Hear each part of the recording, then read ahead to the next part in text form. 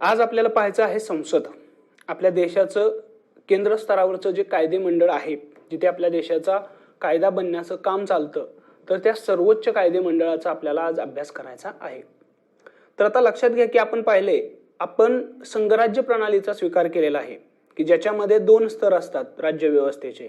एक असतो केंद्र स्तरावरती, ज्याला आपण संघराज्य हा शब्द देखील वापरतो, संघराज्य स्तर. आणि दुसरा असतो म्हणजे त्या संघराज्याचे घटक जे आहेत राज्य, तर त्या राज्य स्तरावरती एक. मग या दोन्ही स्तरावरती कायदे मंडळे असतात. संघराज्य स्तरावरती जे कायदे मंडळ आहे त्याला आपण संसद म्हणतो आणि राज्य स्तरावर जे कायदे मंडळ आहे त्याला आपण विधिमंडळ म्हणतो. लक्षात आहे. मग या संसदेचा आज आपल्याला अभ्यास करायचा आहे. आणि संघराज्य आणि राज्य यांच्यामध्ये जी कायदे मंडळे आहेत त्यांच्यामध्ये काय झाली, मग विषयांची विभागणी झाली. आपल्या घटनेमध्ये जी परिशिष्ट दिलेली आहेत त्यातलं 7व्या परिशिष्टामध्ये ही विभागणी दिलेली आहे. त्यामध्ये 3 याद्या दिलेल्या आहेत, सूच्या दिलेल्या आहेत आणि त्या 3 सूच्यामध्ये कोणत्या विषयाबाबत कोणी कायदा करायचा हे दिलेलं आहे. एक सूची आहे केंद्र सूची की ज्या विषयाबाबत संघराज्य स्तरावरती किंवा केंद्र स्तरावरती जे कायदे मंडळ आहे ते कायदा करू शकतं. दुसरी आहे राज्य सूची की ज्या मधल्या विषयावरती राज्याची जी विधिमंडळे आहेत ती कायदा करू शकतात. आणि एक तिसरी सूची आहे ज्याला समवर्ती सूची म्हटलंय की ज्याच्यामध्ये असणाऱ्या विषयावरती दोन्हीही कायदे करू शकतात. तर लक्षात आलं. तर अशा पद्धतीनं आपल्या देशामध्ये कायदे मंडळ हे 2 स्तरावरती आढळतं आणि त्यामधल्या आज आपल्याला संघराज्य स्तरावरती केंद्र स्तरावरती जे कायदे मंडळ आहे ज्याला आपण संसद पार्लियामेंट म्हणतो, तर त्याचा आज आपल्याला अभ्यास करायचा आहे. याच्यामध्ये अनेक परीक्षामध्ये या गोष्टीवरती प्रश्न येतात. हा मोठा भाग आहे.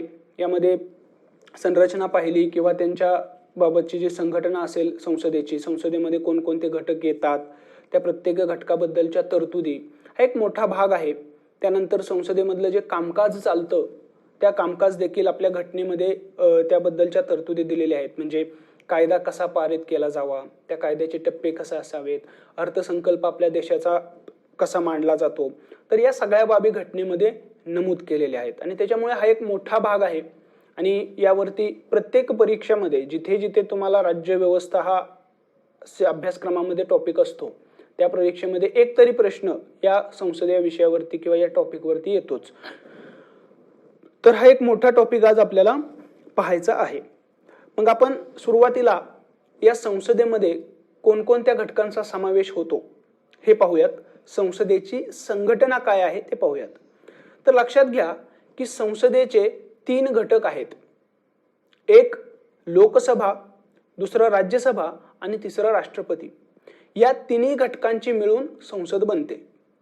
आता आपल्याला संसद म्हटलं की लोकसभा आणि राज्यसभा ही संसदेची 2 गृहे लगेच आठवतात, परंतु राष्ट्रपती हा संसदेचा घटक आपल्याला लक्षात येत नाही. परंतु लक्षात घ्या की राष्ट्रपती हा देखील संसदेचा घटक आहे. खरं तर तो संसदेच्या राज्यसभा किंवा लोकसभा यापैकी कोणत्याच गृहाचा सदस्य नसतो, सभासद नसतो. तसंच लोकसभा राज्यसभेचं जेव्हा अधिवेशन चालू असतं संसदेचं, तर त्या अधिवेशनालाही तो उपस्थित नसतो किंवा तिथे तो त्यांच्या कामकाजात भाग घेत नाही, तरी देखील तो संसदेचा घटक मानलेला आहे. याचं कारण म्हणजे संसद ही कायदा करणारी संस्था आहे, कायदे मंडळ आपण म्हणतो त्याला. आणि कायदा करण्याच्या संस्थेमध्ये लोकसभा आणि राज्यसभा कायदा बनवण्याचं काम करतात, त्याला मान्यता देण्याचं काम करतात. परंतु या कायद्याला जोपर्यंत राष्ट्रपतीची स्वाक्षरी मिळत नाही तोपर्यंत तो कायदा अंमलात येऊ शकत नाही किंवा त्याचं कायद्यातच रूपांतर होत नाही. लक्षात आलं. तर म्हणून राष्ट्रपतीला काय म्हटलेलं आहे, तर संसदेचा एक घटकच मानलेला आहे. त्याच्यामुळे संसदेचे घटक कोणते म्हटलं की हे तिन्ही आले पाहिजेत. लोकसभा, राज्यसभा आणि राष्ट्रपती हे तिन्ही संसदेचे काय आहेत, घटक आहेत. आता ही संसदीय प्रणाली आपण कुठून घेतलेली आहे, तर ब्रिटनच्या संसदीय शासन प्रणाली सारखी आपण ती स्वीकारलेली आहे की जिथे ब्रिटनचा जो राजा आहे तो देखील तिथल्या संसदेचा किंवा कायदे मंडळाचा काय आहे, सभासद आहे, त्या घटका मानलेला आहे राजा देखील. आपल्याकडे जशी लोकसभा आणि राज्यसभा अशी 2 गृह आहेत, तशी ब्रिटनमध्येही 2 आहेत की ज्याला राज्यसभा जे गृह आहे आपल्याकडे, तसं त्यांच्याकडे एक वरिष्ठ गृह आहे की ज्याला तिथे म्हटलं जातं हाऊस ऑफ लॉर्ड्स आणि हाऊस ऑफ कॉमन्स दुसरं. तर अशी 2 गृह ब्रिटनमध्येही आहेत आणि तिथला राजा हा त्या संसदेचा घटक. असे आपल्याकडे जसे लोकसभा, राज्यसभा आणि राष्ट्रपती हे 3 घटक संसदेचे आहेत. तसेच ब्रिटनमध्येही संसदेचे 3 घटक आहेत. अशा पद्धतीने आपण ब्रिटनच्या संसदीय शासन प्रणालीकडून आपली जी काही संसदीय प्रणाली आहे ती आपण स्वीकारलेली आहे. अमेरिकेमध्ये काय आहे, तिथे अध्यक्षीय संसदीय प्रणालीच आहे तिथेही लोकशाहीची, परंतु तिथे अध्यक्षीय प्रणाली आहे की जिथे तिथला अध्यक्ष हा संसदेचा घटक नसतो. तिथे 2 गृह आहेत, संसदेची 2 गृह आहेत, कायदेमंडळाची तिथल्याही 2 गृह आहेत. आपल्याकडे जसं आपण कायदेमंडळाला संसद म्हणतो तसं अमेरिकेमध्ये तिथे काँग्रेस म्हणतात आणि काँग्रेसची तिथे 2 गृह आहेत. तर तिथे अमेरिकेचा जो राष्ट्राध्यक्ष आहे तो तिथल्या कायदेमंडळाचा काय नाहीये, घटक नाहीये. तिथे 2च घटक आहेत, 2 गृह. आपल्याकडे मात्र त्या 2 गृहांबरोबरच काय आहे, राष्ट्रपती देखील त्याचा घटक आहे. तर हे लक्षात घेणं गरजेचं आहे. लक्षात आलं संसदेचे घटक कोणकोणते आहेत. ओके, मग आता आपण लोकसभा आणि राज्यसभा यांची संरचना आपल्याला आता पाहायची आहे. तर लोकसभा आणि राज्यसभाची संरचना हा आता मुद्दा आपण पाहूयात. संरचना म्हणजे काय, तर लोकसभा आणि राज्यसभा हे जे गृह आहे ते कोणत्या सभासदांनी बनलेलं आहे, म्हणजे त्याच्यामध्ये सभासद किती असतात, ते कसे निवडले जातात, कोणती निवडणुकीची पद्धत त्यासाठी वापरली जाते. तर या बाबी म्हणजेच त्या गृहाची किंवा संसदेची संरचना आणि ती आता आपल्याला पाहायची आहे. तर आता लक्षात घ्या की आपल्या संसदेची 2 गृह आहेत, लोकसभा आणि राज्यसभा. तर लोकसभा आणि राज्यसभा ही नावं खरं तर आपण जेव्हा घटना स्वीकारली 1950 साली अंमलात आली ती, त्यावेळी ही नावं नव्हती. त्यावेळी नावं काय होती, राज्यसभेसाठी नाव होतं राज्यांची परिषद आणि लोकसभेसाठी नाव होतं लोकांची परिषद किंवा लोकांची सभा. बरोबर आहे. तर ही नावं जी आहेत लोकसभा आणि राज्यसभा ही नावं आपण कधी स्वीकारली, आपण 1954 साली. राज्यांची परिषद आणि लोकांची सभा यासाठी ही लोकसभा आणि राज्यसभा ही नावं आपण 1954 साली स्वीकारली. तोपर्यंत आपल्याकडे ही नावं नव्हती, हे लक्षात घेणं गरजेचं आहे. आता मग या गृहांची संरचना कशी असते ते पाहूयात. पहिल्यांदा राज्यसभेची संरचना कशी असते ते पाहूयात. तर आता लक्षात घ्या की राज्यसभा याला वरिष्ठ गृह असंही म्हटलं जातं आणि लोकसभेला कनिष्ठ गृह. असं का, तर राज्यसभेचे जे सभासद आहेत त्यांच्यासाठी वयाची अट 30 वर्षांची आहे आणि लोकसभेसाठी 25 वर्षांची आहे. म्हणून सिनियर लोक राज्यसभेत आणि ज्युनियर लोक लोकसभेत अशा अर्थानं तो शब्द वापरलेला आहे की राज्यसभेला वरिष्ठ गृह म्हटलेलं आहे आणि लोकसभेला कनिष्ठ गृह. तर हेही आपल्याला माहीत असलं पाहिजे. तर आता मग राज्यसभेची संरचना कशी असते ते लक्षात घ्या. तर आपल्या राज्यसभेमध्ये घटनेमध्ये राज्यसभेची कमाल सदस्य संख्या ही 250 आहे असं दिलेलं आहे. किती, 250. कमाल सदस्य संख्या सांगतोय मी, सध्या किती आहेत ते नाही. जास्तीत जास्त आपल्या राज्यसभेत किती सदस्य असतील तर 250. त्या 250 पैकी 12 सदस्य हे राष्ट्रपतीकडून थेट नामनिर्देशित केले जातील. म्हणजे त्यासाठी कोणत्याही स्वरूपाची निवडणूक होणार नाही. प्रत्यक्ष किंवा अप्रत्यक्ष अशी कोणतीही निवडणूक त्या 12 सभासदांसाठी होणार नाही. राष्ट्रपती थेट त्यांची नियुक्ती त्या राज्यसभेमध्ये सभासद म्हणून करतील. त्यानंतर उरलेले जे सदस्य आहेत ते संघराज्याचे जे घटक आहेत त्यांच्यामधून अप्रत्यक्ष निवडणूक पद्धतीने निवडून घेतले जातात. मग यामध्ये संघराज्याचे घटक कोणते, तर राज्ये आणि केंद्रशासित प्रदेश. तर या राज्य आणि केंद्रशासित प्रदेशामधून हे उरलेले जे सदस्य आहेत ते निवडून राज्यसभेवरती घेतले जातात आणि यांच्यासाठी निवडणुकीची पद्धत कशी वापरली जाते, अप्रत्यक्ष निवडणुकीची पद्धत. म्हणजे तिथे लोक प्रत्यक्ष मतदान करत नाहीत तर लोकांनी निवडून दिलेले सदस्य हे मतदान करतात. मग कोणते सदस्य मतदान करतात, तर राज्यांच्या ज्या विधानसभा आहेत त्या विधानसभाचे निवडून आलेले सदस्य हे राज्यसभेतल्या सदस्यांची निवड करतात त्या राज्यातर्फे. लक्षात आलं. म्हणजे महाराष्ट्र राज्यासाठी राज्यसभेमध्ये जेवढ्या जागा असतील, आपल्या राज्याला 19 जागा राज्यसभेमध्ये आहेत महाराष्ट्रासाठी. तर हे जे 19 सदस्य आपल्याला राज्यसभेमध्ये महाराष्ट्रातून निवडून द्यायचे आहेत ते कोण निवडेल, तर आपल्या राज्य विधिमंडळामध्ये जे गृह आहे विधानसभा, त्या विधानसभेचे सदस्य ते निवडून देतील. लक्षात ठेवा, विधानसभेच्या सदस्यांकडून राज्यसभेतले राज्याचे प्रतिनिधी निवडले जातात, विधान परिषद नाही. कायम लक्षात ठेवायचं, कारण देशामधल्या सगळ्या राज्यामध्ये विधान परिषदा नाहीत, फक्त 7 राज्यांमध्येच विधान परिषदा आहेत. त्याच्यामुळे फक्त विधानसभा हे प्रत्येक राज्यामध्ये जे गृह आहे त्या विधानसभेच्या सदस्यांकडूनच हे राज्यसभेमधले जे सदस्य आहेत ते निवडले जातात. आणि केंद्रशासित प्रदेशामध्ये आपल्या सध्या देशामध्ये 2 केंद्रशासित प्रदेशांसाठी विधानसभांची तरतूद आहे, ते म्हणजे दिल्ली आणि पोंडिचेरी. तर या 2 केंद्रशासित प्रदेशांचे ज्या विधानसभा आहेत त्यांच्याकडूनही राज्यसभेवरती सदस्य पाठवले जातात. तर हे लक्षात घेणं गरजेचं आहे.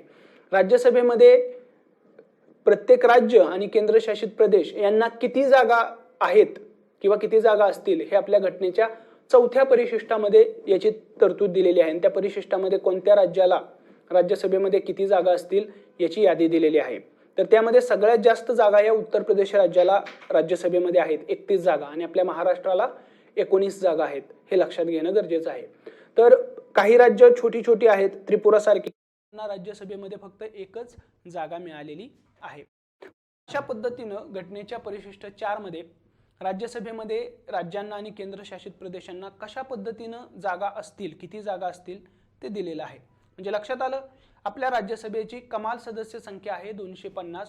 त्यामधले 12 सदस्य जे आहेत ते राष्ट्रपतीकडून थेट नामनिर्देशित केले जातात. उरलेले सदस्य राज्य आणि केंद्रशासित प्रदेशांमधून अप्रत्यक्ष निवडणूक पद्धतीने निवडले जातात, की ज्यामध्ये त्या राज्यांच्या विधानसभाचे सभासद जे आहेत ते सदस्य निवडून देत असतात. परंतु लक्षात घ्या की ही कमाल सदस्य संख्या आहे 250, परंतु सध्या जर आपण आपल्या राज्यसभेची संरचना पाहिली तर त्यामध्ये 245 सदस्य आहेत. या 245 मधले 12 सदस्य राष्ट्रपतींकडून निवडलेले आहेत. म्हणजे उरलेले जे 233 सदस्य आहेत राज्यसभेचे तेच राज्य आणि केंद्रशासित प्रदेशांच्या विधानसभांकडून निवडलेले आहेत अप्रत्यक्ष पद्धतीने. आणि या 233 मध्ये 4 सदस्य हे केंद्रशासित प्रदेशांचे आहेत. कोणते 2 ते केंद्रशासित प्रदेश? दिल्ली आणि पॉंडिचेरी.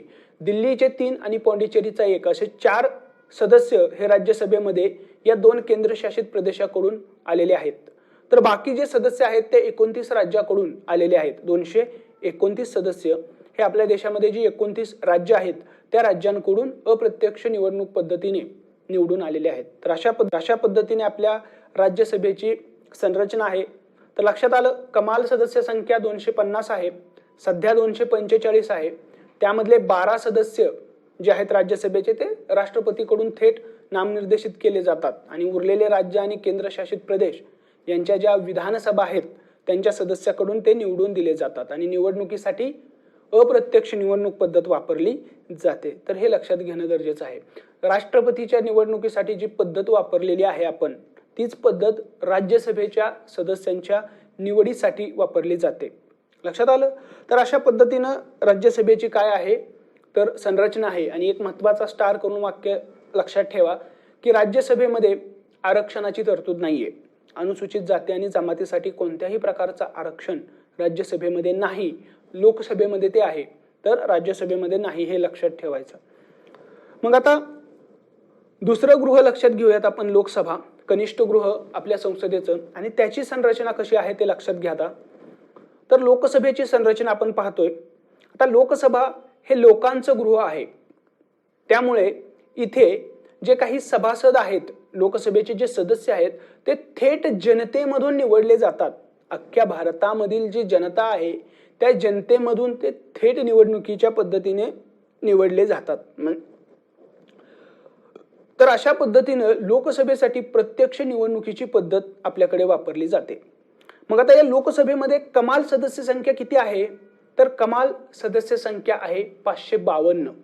आता या 552 मध्ये जागांचं बघा कसं सांगितलेलं आहे. तर या 552 मधले 530 जे सभासद आहेत किंवा सदस्य आहेत ते देशामध्ये असणाऱ्या 29 राज्यांमधून प्रत्यक्ष निवडणुकीने निवडून येणार आहेत. 20 जे सभासद आहेत ते केंद्रशासित प्रदेशांमधून निवडून येणार आहेत. आणि जे 2 सभासद आहेत वरचे ते राष्ट्रपतीकडून अँग्लो इंडियन समाजाचे नेमणूक केली जाणार आहे त्यांची थेट. त्यांच्यासाठी कोणतीही निवडणूक होणार नाही. म्हणजे अँग्लो इंडियन समाजाचे 2 सदस्य राष्ट्रपती थेट लोकसभेमध्ये नियुक्त करणार आहे, त्याच्यासाठी कोणतीही निवडणूक होणार नाही. परंतु हे कधी नियुक्ती होईल, जेव्हा जे आपण उरलेले 550 राज्य आणि केंद्रशासित प्रदेशामधून लोकांकडून प्रत्यक्ष निवडणुकीने निवडून आणलेले आहेत, त्यामध्ये एकही किंवा पुरेसं प्रतिनिधित्व नसेल त्या अँग्लो इंडियन समाजाला, अँग्लो इंडियन समाजाचा व्यक्ती तर लोकांकडून निवडून आला नाही, तर मात्र राष्ट्रपती 2 व्यक्ती अँग्लो इंडियन समाजाचे काय करतील, लोकसभेवरती नियुक्त करतील. आणि ही तरतूद राज्यघटनेमध्ये सुरुवातीला जेव्हा आपण 1950 मध्ये राज्यघटना अंमलात आली, तेव्हा येणाऱ्या 10 वर्षासाठीच ही तरतूद होती अँग्लो इंडियन समाजाच्या नियुक्ती करण्यासाठी. परंतु नंतर तिच्यामध्ये सतत वाढ करण्यात आलेली आहे 10-10 वर्षांची. आणि सध्या 95व्या घटना दुरुस्तीनुसार हा जो कालावधी आहे तो 2020 सालापर्यंत आहे. म्हणजे 2020 सालापर्यंत ही तरतूद कायम आहे की राष्ट्रपती अँग्लो इंडियन समाजाचे 2 सदस्य लोकसभेवरती नियुक्त करू शकतो आणि बाकी जे 550 सदस्य आहेत ते मात्र राज्य आणि केंद्रशासित प्रदेश यांच्यामधून प्रत्यक्ष निवडणूक होऊन निवडून आणले जाणार आहेत. सध्या जर आपली सदस्य संख्या पाहिली तर ही 550 आहे का किंवा 552 आहे का, तर नाही. सध्याची लोकसभेची सदस्य संख्या आहे 545. यामध्ये 2 हे अँग्लो इंडियन समाजाचे आहेत, राष्ट्रपतीकडून थेट नियुक्त केले जाणारे. म्हणजे उरलेले जे 543 आहेत तेवढेच सदस्य राज्य आणि केंद्रशासित प्रदेशामधून निवडून आलेले आहेत प्रत्यक्ष निवडणुकीने. आणि यामध्येही पुन्हा 13 सदस्य हेच केंद्रशासित प्रदेशातून आहेत, तर उरलेले जे काही 530 सदस्य आहेत ते मात्र कुठून आलेले आहेत, तर राज्य, जे आपल्या देशामध्ये 29 राज्य आहेत त्या 29 राज्यामधून 530 सदस्य प्रत्यक्ष लोकांकडून निवडून आलेले असतात. तर अशा पद्धतीनं सध्याची आपल्या लोकसभेची संरचना आहे. 545 एकूण सदस्य संख्या आहे सध्याची. त्याच्यामध्ये 2 अँग्लो इंडियन समाजाचे असतात, राष्ट्रपती त्यांची थेट नियुक्ती करतात. त्यानंतर 13 हे केंद्रशासित प्रदेशामधून निवडून आलेले असतात, तर 530 जे आहेत ते राज्यांमधून प्रत्यक्ष निवडणुकीच्या पद्धतीने निवडून आलेले असतात. आणि मी मगाशी सांगितलं की या लोकसभेमध्ये अनुसूचित जाती आणि अनुसूचित जमाती यांच्यासाठी आरक्षणाची तरतूद आहे. लोकसंख्येच्या प्रमाणामध्ये आपल्या देशामध्ये अनुसूचित जाती आणि अनुसूचित जमातींना लोकसभेमध्ये राखीव जागा दिलेल्या आहेत, तर हे लक्षात घेणं गरजेचं आहे. तर हे आरक्षण देखील सुरुवातीला 10च वर्ष होतं 1960 पर्यंत, परंतु त्यामध्ये टप्प्याटप्प्याने म्हणजे दर 10 वर्षांनी वाढ करण्यात आली आणि सध्या देखील ते अस्तित्वात आहे. 95व्या घटना दुरुस्तीनुसार हे आरक्षण देखील 2020 पर्यंत सध्या अस्तित्वात आहे. तर अशा पद्धतीने आपल्या लोकसभेची संरचना आहे. कमाल सदस्य संख्या 552 आहे, परंतु सध्या जर पाहिलं तर त्याच्यामध्ये 545च सदस्य संख्या असलेली आपल्याला दिसून येते. मग आता आपल्याला पाहायचं आहे ते म्हणजे लोकसभेची निवडणूक पद्धत. म्हणजे लोकसभेचे हे जे सदस्य आहेत ते कशा पद्धतीनं निवडून येतात ते पाहायचं आहे, कारण ही महत्त्वाची प्रोसेस आहे. आपल्या देशामध्ये जे कायदा मंडळाचं महत्त्वाचं जे गृह आहे की जे गृह किंवा लोकसभेच्या निवडणुकामधूनच आपल्या देशाचा पंतप्रधान ठरतो. लोकसभेमध्ये ज्या पक्षाला बहुमत मिळतं त्या पक्षाचीच सत्ता किंवा सरकार येतं. त्याच्यामुळे लोकसभेची निवडणूक खूप महत्त्वाची आहे. आपण राज्यसभेची तर पाहिलंच की अप्रत्यक्ष निवडणूक पद्धत तिथे आहे. आता मग लोकसभेची प्रत्यक्ष निवडणूक आपण म्हणतोय होते, म्हणजे लोकांकडून लोकसभेचे प्रतिनिधी निवडले जातात. तर मग ती निवडणूक पद्धत जी आहे त्याविषयी थोडं आपण माहिती घेऊयात. तर आता लक्षात घ्या की या निवडणूक पद्धतीसाठी काय केलं जातं, तर आधी प्रत्येक राज्याला लोकसभेमध्ये किती जागा असतील हे ठरवलं जातं. कारण आता 545 आपण म्हणतोय जागा आहेत, तर या 545 जागापैकी राज्यांच्या किती जागा आहेत, 530. आणि या 530 मध्ये आपल्या महाराष्ट्राच्या वाट्याला 48 जागा आलेल्या आहेत. म्हणजे आपल्या लोकसभेमध्ये महाराष्ट्राचे किती सभासद आहेत, तर 48 आहेत. उत्तर प्रदेशचे सर्वात जास्त आहेत, ते आहेत 80 सभासद. लक्षात आलं, एवढी मोठी संख्या आहे. उत्तर प्रदेशचे 80 सभासद लोकसभेमध्ये आहेत. तर प्रत्येक राज्याचं जे प्रतिनिधित्व आहे लोकसभेमधलं ते वेगवेगळं आहे. आणि हे कसं ठरवलेलं आहे, तर हे लोकसंख्येच्या प्रमाणानुसार ठरवलेलं आहे. राज्याची लोकसंख्या ज्या प्रमाणात असेल त्या प्रमाणामध्ये लोकसभेतल्या एकूण जागांचं वाटप केलेलं आहे. म्हणजे काय झालं, आता आपण ठरवलं की लोकसभेमध्ये 545 जागा आहेत, त्यातल्या 530 जागा राज्याच्या आहेत की ज्या राज्यांमधून निवडून येणार आहेत. मग आता त्या 530 मध्ये प्रत्येक राज्याची लोकसंख्या मोजायची आणि एकूण भारताच्या लोकसंख्येमध्ये त्या लोकसंख्येचं प्रमाण किती आहे? 10% आहे. तर मग 530च्या 10% काढायचं. 530च्या 10% किती झालं? 53 जागा त्या राज्याला द्यायच्या. एखाद्या राज्याची लोकसंख्या समजा 5% आहे, तर 53च्या निम्म पुन्हा ज्या जागा येतील त्या तेवढ्या प्रमाणामध्ये त्या राज्याला द्यायच्या. अशा पद्धतीनं प्रत्येक राज्याला लोकसभेमध्ये जागांचं वाटप केलं जातं.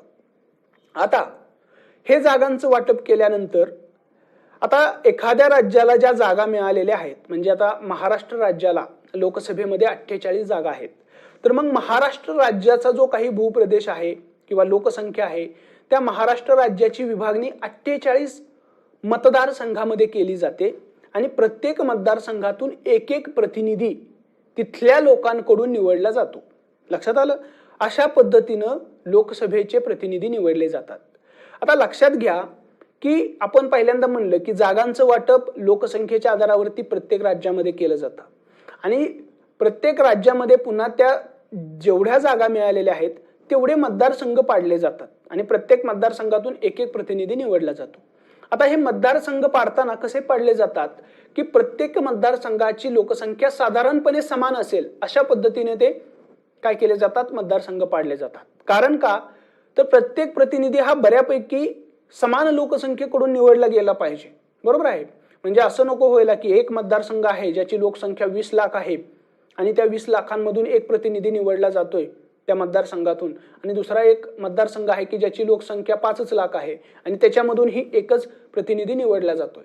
तर असं असमान वितरण होऊ नये यासाठी काय केलं जातं की एखाद्या राज्याच्या वाटेला ज्या जागा आलेल्या आहेत त्या जागांनुसार जेव्हा मतदारसंघ पाडले जातात तेव्हा प्रत्येक मतदारसंघाची लोकसंख्या साधारणपणे समान असेल ही बाब विचारात घेतली जाते. म्हणजे एक्झॅक्टली समान असतील असं नाही, थोडाफार फरक असेल, परंतु ते बहुतांशी किंवा साधारणपणे समान राहतील अशा पद्धतीनं त्या राज्याची विभागणी मतदारसंघामध्ये केली जाते. तर हे लक्षात घेणं गरजेचं आहे. मग आता आणखी एक प्रश्न तुमच्या पुढे असला पाहिजे की हे जे राज्यांना जागांचं वाटप केलेलं आहे, जसं आज आपल्या महाराष्ट्र राज्याला 48 जागा आहेत, या 48 जागा या 1950ला घटना आपली अंमलात आली तेव्हापासून आजपर्यंत त्या 48च आहेत का?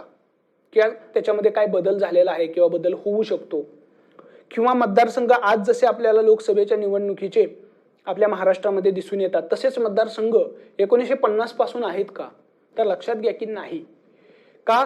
तर दर 10 वर्षांनी जेव्हा जनगणना होते, जनगणनेची आकडेवारी दर 10 वर्षांनी काय होते? प्रकाशित होते. तर या जनगणनेच्या आकडेवारी प्रकाशित झाल्यानंतर दर 10 वर्षांनी या जागांचं वाटप आणि मतदारसंघाची विभागणी यामध्ये बदल केला जातो. कारण का? तर लोकसंख्या प्रत्येक राज्याची काही समान गतीनं अख्ख्या देशातली समान गतीनं वाढते का नाही? एखाद्या राज्याची वेगानं वाढू शकते, एखाद्या राज्याची कमी वेगानं वाढू शकते. त्याच्यामुळं जागांमध्ये हा बदल करणं अपेक्षित असतं आणि म्हणून दर 10 वर्षांनी लोकसभेमध्ये राज्यांना किंवा केंद्रशासित प्रदेशांना जे प्रतिनिधित्व दिलेलं आहे ते प्रतिनिधित्व ज्या जागा दिलेल्या आहेत त्यामध्ये बदल करणं अपेक्षित आहे आणि दर 10 वर्षांनी हे केलं जातं. आणि हे कशानुसार केलं जातं? तर लेटेस्ट मध्ये जी जनगणनाचे आकडे प्रकाशित झालेत त्या आकड्यांवरून या जागांचं वाटपामध्ये फेररचना केली जाते. लक्षात आलं? तसंच मतदारसंघामध्ये देखील फेररचना केली जाते. दर 10 वर्षांनी राज्यामध्ये जे मतदारसंघ पाडलेले आहेत ते मतदारसंघ पुन्हा फेररचना केली जाते, त्यांच्या सीमांमध्ये बदल केले जातात जेणेकरून प्रत्येक मतदारसंघामध्ये असणाऱ्या लोकांची संख्या ही सारखी राहील. तर हे दर 10 वर्षांनी केलं जातं. परंतु यामध्ये 1976 मध्ये इंदिरा गांधी सरकारने थोडा बदल केला आणि 1971ची जी जनगणना झाली होती आणि त्या जनगणनेनुसार लोकसभेमध्ये प्रत्येक राज्यांना ज्या जागा मिळालेल्या होत्या त्या जागा तसंच प्रत्येक राज्यामध्ये जी मतदारसंघाची विभागणी झाली होती ती मतदारसंघाची विभागणी ही काय केली? स्तब्ध केली किंवा त्या ठिकाणी फ्रीज केली त्या जागांचं वाटप. म्हणजे तिथून पुढे 25 वर्षापर्यंत म्हणजे सन 2000 सालापर्यंत कोणत्याही प्रकारचा बदल होणार नाही अशी घटना दुरुस्ती करून आपल्या घटनेमध्ये तरतूद केली. त्याच्यामुळे 1971च्या लोकसंख्येनुसार ज्या प्रत्येक राज्याच्या वाटेला आलेल्या जागा होत्या त्या जागा आता 1981 नुसार बदलणार नव्हत्या, 1991 मध्ये सुद्धा बदलणार नव्हत्या, त्या कधीपर्यंत बदलणार नव्हत्या? 2000 सालापर्यंत बदलणार नव्हत्या. मग असं का केलं? म्हणजे दर 10 वर्षांनी बदलायचं घटनेमध्ये सांगितलेलं होतं. मग ते रद्द का केलं? तर लक्षात घ्या की इंदिरा गांधी सरकारच्या काळामध्ये लोकसंख्या वाढ हा प्रमुख मुद्दा बनलेला होता. लोकसंख्या वाढ आपल्या देशाची वेगाने होत होती आणि त्यामुळे आपल्या देशाच्या विकासावरती त्याचा प्रतिकूल परिणाम होत होता. संसाधने कमी पडत होती आणि लोकसंख्या वेगाने वाढत होती. त्याच्यावरती प्रतिबंध आणण्यासाठी इंदिरा गांधी सरकारच्या काळात लोकसंख्या नियोजनाचा किंवा कुटुंब नियोजनाचा कार्यक्रम हा वेगाने राबवला गेला आणि त्यामध्ये काही राज्यांनी तो खूप उत्तम प्रकारे राबवला, परंतु काही राज्यांनी मात्र त्यांना तो तितकासा चांगल्या रीतीने राबवता आला नाही. ज्यांनी तो चांगला राबवला त्या राज्यांची लोकसंख्या वाढ कमी झाली, तिथली लोकसंख्या आता कमी वेगाने वाढू लागली. परंतु ज्या राज्यांनी कुटुंब नियोजनाचे कार्यक्रम प्रभावीपणे त्यांची अंमलबजावणी केली नाही त्या राज्यांची लोकसंख्या मात्र वेगाने वाढत होती. केरळ सारखी, तमिळनाडू सारखी राज्ये जी आहेत त्यांची लोकसंख्या आता वाढीचा दर मर्यादित झाला, कमी झाला, परंतु बिहार, उत्तर प्रदेश यासारख्या राज्यांची लोकसंख्या ही वाढतच होती. मग आता याचा परिणाम काय होतोय बघा. जर केरळ राज्य लोकसंख्या वाढ कमी करण्यासाठी प्रयत्न करते आणि ते लोकसंख्या वाढ कमी देखील करते, परंतु उत्तर प्रदेश तसा प्रयत्न करत नाही, त्याची लोकसंख्या वाढते आणि त्यामुळे काय होतंय की दर 10 वर्षानंतर जेव्हा लोकसभेमध्ये जागांचं वाटप होतंय तेव्हा केरळची लोकसंख्या कमी राहिल्यामुळे त्याच्या वाट्याला कमी जागा येत आहेत आणि उत्तर प्रदेशची लोकसंख्या वाढते त्याच्यामुळे त्याच्या वाट्याला जास्त जागा येत आहेत. आणि हा एक प्रकारे केरळ की जे राज्य कुटुंब नियोजनाचा कार्यक्रम चांगल्या पद्धतीने राबवतोय त्याच्यावरती अन्याय होतोय, कारण त्याच्या वाट्याला कमी जागा येत आहेत लोकसंख्येमध्ये, त्याने कार्यक्रम चांगला राबवल्यामुळं.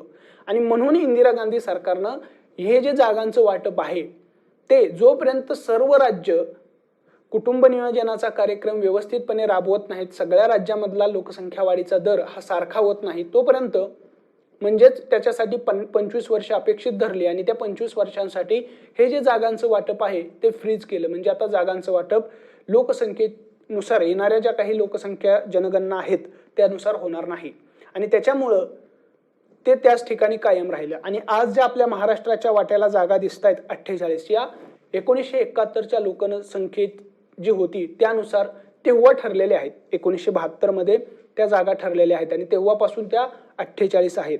1950 पासून नाही, 1971 पासून आहेत. आता लक्षात घ्या की 2000 सालापर्यंतच इंदिरा गांधी सरकारने या 42व्या घटना दुरुस्तीनं ही तरतूद केली होती. परंतु आता 2000 साल जवळ आलं आणि तेव्हा कळलं की अजूनही काही राज्य आहेत की ज्यांनी लोकसंख्या नियोजनाचे कार्यक्रम प्रभावी राबवलेले नाहीत. देशामध्ये लोकसंख्या वाढीचा दर हा विभिन्न आहे, प्रत्येक राज्यामध्ये वेगवेगळा आहे. काही राज्यांमध्ये तो व्यवस्थित झालेला आहे, कमी झालेला आहे, काही राज्यामध्ये तो अजूनही खूप जास्त आहे. आणि यामुळे आता ही जी मर्यादा होती 2000 सालापर्यंतची ती आणखी वाढवण्याचं ठरलं आणि त्याची 84वी घटना दुरुस्ती झाली आणि 2001 साली त्या घटना दुरुस्तीनुसार आणखी 25 वर्ष वाढवली गेली आणि त्यामुळे आता लोकसभेचं जे जागांचं वाटप आहे ते पुन्हा तेवढंच राहिलं आणि आता 2025 पर्यंत ते तसंच राहणार आहे, तोपर्यंत त्याच्यामध्ये बदल होणार नाही. लक्षात आलं? तर अशा पद्धतीनं होतं. आता दुसरा मुद्दा समजून घ्या की हे झालं जागांचं वाटप. दुसरा मुद्दा हाही आहे की मतदारसंघाची विभागणी. आता महाराष्ट्राला जागा 48 1972 मध्ये मिळाल्या. आता या 48 जागा मिळाल्यानंतर 72 मध्येच आपल्या राज्यामध्ये 48 मतदारसंघ पाडण्यात आले आणि ते मतदारसंघ देखील या 42व्या घटना दुरुस्तीनं तसेच राहतील, त्यांच्यामध्ये येणाऱ्या जनगणनानुसार बदल होणार नाही अशी तरतूद करण्यात आली आणि 2000 सालापर्यंत ते मतदारसंघ तसेच राहिले. आता 2000 सालामध्ये असं लक्षात आलं की आता जागांमध्ये वाटप फेररचना करायची नाहीये, म्हणजे महाराष्ट्राला 48 जागा मिळाल्या तेवढ्याच राहतील, परंतु मतदारसंघामध्ये मात्र फेररचना करण्याची आवश्यकता आहे. कारण काय झालं की महाराष्ट्रातल्या काही मतदारसंघाची लोकसंख्या ही जास्त झाली या काळामध्ये, काही मतदारसंघाची लोकसंख्या आता कमीच राहिलेली आहे. त्याच्यामुळे प्रत्येक मतदारसंघातून एक प्रतिनिधी निवडून देताना ते लोकसंख्येचं प्रमाण थोडं आता बदललेलं आहे आणि त्याच्यामुळे मग आता मतदारसंघाची विभागणी ही आता थोडी बदलावी लागणार आहे की जेणेकरून पुनर्रचना करून प्रत्येक मतदारसंघाची लोकसंख्या सारखीच होईल अशा रीतीनं मतदारसंघाच्या सीमांमध्ये बदल करणं अपेक्षित होतं. आणि मग त्याच्यामुळे 84व्या घटना दुरुस्तीने लोकसभेच्या जागा जरी तेवढ्या तशाच कायम राहतील 2025 पर्यंत असं म्हटलं, परंतु मतदारसंघामध्ये विभागणी करायला किंवा मतदारसंघाच्या सीमा बदलायला मात्र परवानगी दिली. आणि त्याने काय म्हटलं त्या घटना दुरुस्तीनं की 1991च्या लोकसंख्येच्या जनगणनेनुसार राज्यामध्ये जे मतदारसंघ पाडायचे त्यांच्यामध्ये पुनर्रचना करता येईल असं म्हटलं गेलं. पण पुन्हा लगेच 2001 सालची लेटेस्ट आकडेवारी घोषित झाली आणि त्याच्यामुळे आणखी घटना दुरुस्ती करावी लागली आणि 87व्या घटना दुरुस्तीनुसार 2003 साली पुन्हा 2001च्या जनगणनेनुसार आता मतदारसंघाची विभागणी होईल किंवा त्याच्या सीमा बदलता येतील अशी घटना दुरुस्ती केली गेली आणि त्याच्यामुळे आपल्याकडे मतदारसंघ मात्र पुन्हा फेररचना झालेली आहे. आणि मतदारसंघाची फेररचना होऊन 2001 सालच्या जनगणनेनुसार ही फेररचना होऊन नवीन मतदारसंघ तयार झालेले आहेत. परंतु मतदारसंघाची संख्या मात्र बदललेली नाही. आज आपल्याकडे महाराष्ट्रामध्ये लोकसभेचे 48 मतदारसंघ आहेत, कारण महाराष्ट्राला 48 लोकसभेमधल्या जागा मिळाल्या आणि ह्या जागा 1971च्या लोकसंख्येनुसार ठरलेल्या आहेत. बरोबर आहे. त्या जागांमध्ये मात्र बदल झालेला नाही. परंतु 2001 साली जागांमध्ये बदल न करता मतदारसंघाच्या सीमांमध्ये मात्र बदल करण्याची परवानगी देण्यात आली आणि 2003 मध्ये ते 2001च्या लोकसंख्येनुसार करायचं ठरलं. तर त्यामुळे सध्या आपल्या महाराष्ट्रामध्ये जे 48 मतदारसंघ आहेत लोकसभेचे ते 2001च्या जनगणनेनुसार पाडण्यात आलेले आहेत आणि महाराष्ट्राला ज्या 48 जागा मिळालेल्या आहेत लोकसभेमध्ये त्या 1971च्या लोकसंख्येप्रमाणे आहेत. तर या दोन बाबी लक्षात घेणं गरजेचं आहे. कोणत्या घटना दुरुस्तीनं काय करण्यात आलं, कोणत्या घटना दुरुस्तीनं मतदारसंघाने जागा फ्रीज केल्या, कोणत्या घटना दुरुस्तीनं फक्त मतदारसंघामध्ये बदल करण्याची परवानगी दिली आणि कोणत्या लोकसंख्येच्या जनगणनेनुसार ते केलं जातं, तर या बाबी आपल्याला या ठिकाणी माहीत असल्या पाहिजेत. तर लक्षात आलं. तर अशा पद्धतीनं आपल्याकडे काय केलेलं आहे, तर या दोन बाबतीमध्ये ही तरतूद आहे की ज्याच्यामध्ये या जागा 10 वर्षानंतर बदलण्याची तरतूद होती दर 10 वर्षानंतर, परंतु 1976 मध्ये त्याच्यावरती बंदी आणली आणि 2000 सालापर्यंत त्यामध्ये बदल होणार नाही अशी तरतूद केली. पुन्हा 2001 सालामध्ये ही मुदत आणखी 25 वर्ष म्हणजे 2026 पर्यंत वाढवण्यात आली आणि त्यामुळे आपल्याकडे सध्या राज्यांमध्ये लोकसभेच्या ज्या जागांचं वाटप झालंय ते 1971च्या लोकसंख्येनुसार आहे. परंतु मतदारसंघामध्ये मात्र बदल करण्याची परवानगी ही 2001च्या 84व्या घटना दुरुस्तीनं दिली आणि त्याच्यामुळे मतदारसंघाच्या सीमांमध्ये थोडेफार बदल हे प्रत्येक राज्यामध्ये करण्यात आलेले आहेत. तर आता हे झालं. अशा पद्धतीनं मतदारसंघ आणि जागांच्या वाटपामध्ये बदल आपल्या घटनेमध्ये होतो, परंतु त्यासंबंधी अशा तरतुदी आहेत.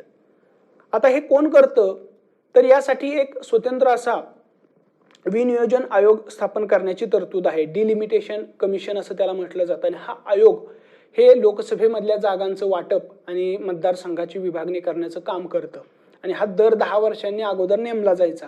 परंतु 76 साली जी घटना दुरुस्ती झाली त्याच्यामुळं हा आयोग नंतर 1981 किंवा 91 मध्ये नेमण्यात आला नाही.